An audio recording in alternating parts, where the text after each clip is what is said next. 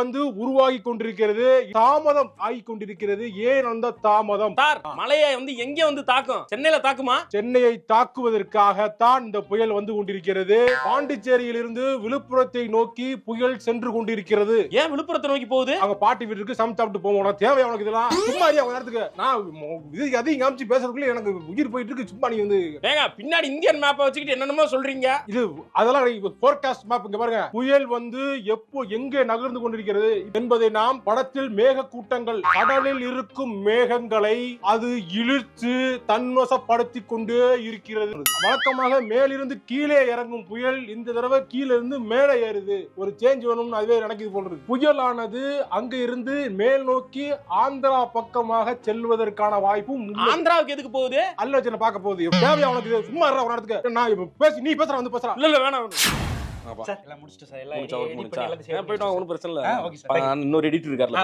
Okay sir. தம்பி ஒரு நிமிஷம் ஏப்பா.